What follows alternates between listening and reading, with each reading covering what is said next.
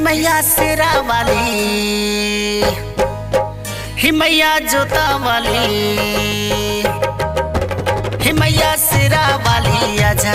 दरबार सजल बा, दरबार सजल बा, भेदा भगतन के दर्शन तू, भेदा भगतन के दर्शन तू। कि अखियन में आस लगल बा माई हो, कि अखियन में आस लगल बा माई हो, कि अखियन में आस लगल बा।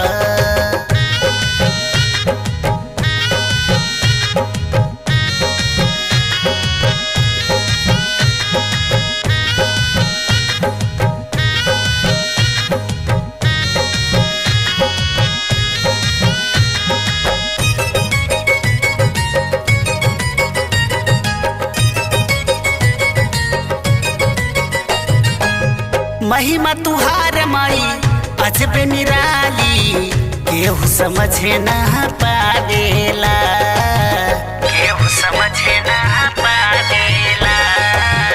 अखिया के प्यासी बुझादा मैया, दिलवाई है चाहेला, दिलवाई है चाहेला। हे मैया शेरा वाली,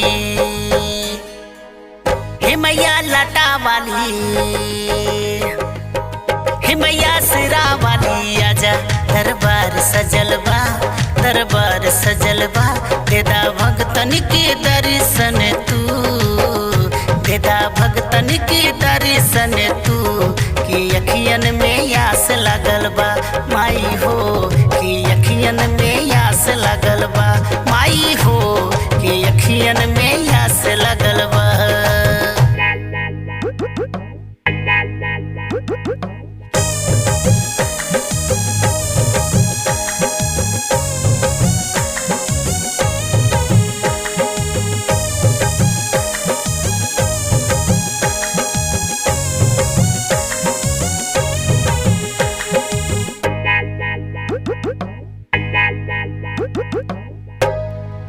सृष्टि के तू बाड़ू रचैया, देवता तुहे के पूजेला, देवता तुहे के पूजेला।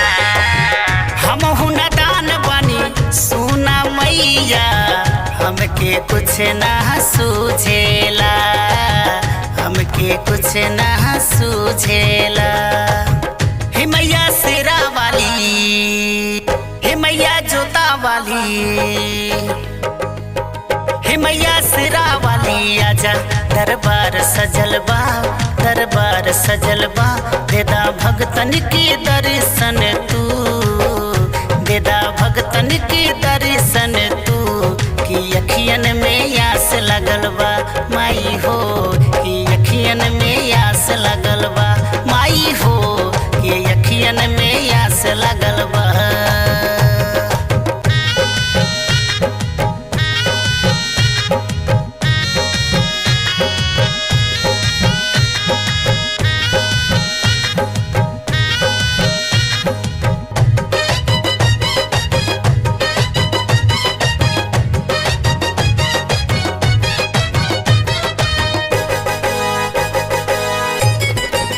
हे महारानी ज्ञान त हमके ललसा मोर पुरादा हो, ललसा मोर पुरादा हो।